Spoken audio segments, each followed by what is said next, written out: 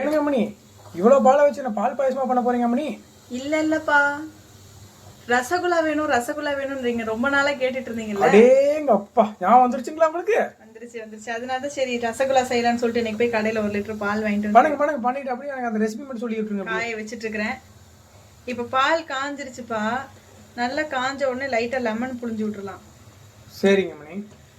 ஒரு 1/2 லெமனை புழிஞ்சு விட்டுறலாம். சரிங்க மணி. புழிஞ்சு விட்டுட்டு அதை நல்லா நம்ம கிண்டிட்டே இருந்தோம்னா திரியா வரும். அதுதான் நமக்கு வேணும். ஆமா, இப்போ நம்ம நல்லா கிண்டிட்டே இருந்தோம்னா திரியா வரும். இப்ப பால் நல்லா திறந்து வந்துக்கிட்டும்பா. அதுக்குள்ள நம்ம ஜீரா ரெடி பண்ணிக்கலாம். இப்ப கொஞ்சம் தண்ணி ஊத்தி உங்களுக்கு தேவை எவ்வளவு இனிப்பு வேணுமோ அவ்வளவுக்கு சுகர் போட்டு நல்லா இது பண்ணி எடுத்துக்கோங்க. ஜீரா அளவுக்கு பண்ணி, ரொம்ப கெட்டியா இது பண்ண வேண்டாம். லைட்டா ஓரளவுக்கு ஜீரா அந்த சுகர் எல்லாம் மெல்ட் ஆகி ஓரளவுக்கு கட்டி ஸ்டேஜுக்கு வந்தோடனே ஆஃப் பண்ணிடலாம். ஆஃப் பண்ணிட்டு லைட்டா நம்ம ஏலக்காய் பவுடர் ஆட் பண்ணிக்கலாம் ஃப்ளேவருக்காக. நல்லா கட்டி ஸ்டேஜ் ஆகி இந்த அளவுக்கு திரண்டு வந்துடும். காட்டன் துணியில போட்டு நல்லா வடிகட்டி ஃபில்டர் பண்ணி வச்சிடலாம். இந்த மாதிரி இப்போ இதை நல்லா கைப்பட நல்லா மசிச்சு விட்டுக்கலாம். நல்லா மசிச்சு ஒன்று சேர கட்டியாக இருக்கும், அதெல்லாம் நல்லா மசிச்சு விட்டுக்கலாம். அப்போதான் பவுல் பிடிக்க நல்லா ஈஸியாக இருக்கும். என்னப்பா உருட்டு திருப்பதி லட்டு மாதிரி ஆக்கிட்டீங்க. நல்லா மசிச்சு நல்லா இது பண்ணி ஊட்டிக்கணும். இப்படி அமுத்தினா இப்படி அமுங்கணும். இந்த மாதிரி ஊட்டிக்கணும். இப்போ இதை நம்ம சின்ன சின்ன பவுல்ஸாக பிடிக்கலாம். ஓகேங்க. இப்போ அழகாக நம்ம உருண்டை பாலாக பிடிச்சாச்சு. இதெல்லாம் நம்ம இனி எப்படி ரசகுல்லா பண்ணுறதுன்றதை பார்க்கலாம். வாங்க வீடியோக்குள்ளே போகலாம். இப்போ சக்கரை பாகு நல்லா கொதிக்க வச்சுருந்தோம் இல்லையா? ஆமாம், நல்லா கொதிச்சிச்சு. நம்ம ஏலக்காய் சேர்த்து நல்லா கொதிக்க வச்சிட்டோம். ஓகே. இப்போ அந்த பவுலை வந்துட்டு கொஞ்சமாக தண்ணியில் வேக வச்சு இதில் ஆட் பண்ணிக்கலாம். இப்போ தண்ணி வச்சு நல்லா கொதிச்சிருச்சு. இப்போ உருண்டைகளை நம்ம சேர்த்துக்கலாம்.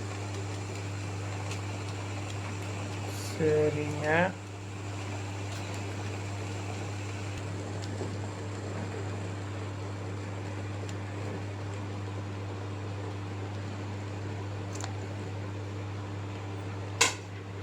அதிகமாக குக் பண்ணிடாதீங்க. ஒரு 5 நிமிஷம் ஓரளவுக்கு வந்ததுக்கப்புறம் அழுங்காமல் தண்ணியெல்லாம் வடிகட்டிட்டு எடுத்து சுகர் சிரப்பில் போட்டுடலாம். அதிகமாக குக் பண்ணிடாதீங்க, அப்புறம் லட்டு கரைஞ்சிரும். இப்போ லட்டுலாம் வெந்து மேலே வர ஆரம்பிச்சிருச்சு. இப்போ லட்டுலாம் வெந்து மேலே வர ஆரம்பிச்சிட்டு இந்த ஸ்டேஜில் நம்ம லட்டு எடுத்து சுகர் சிரப்பில் போட்டுடலாம்.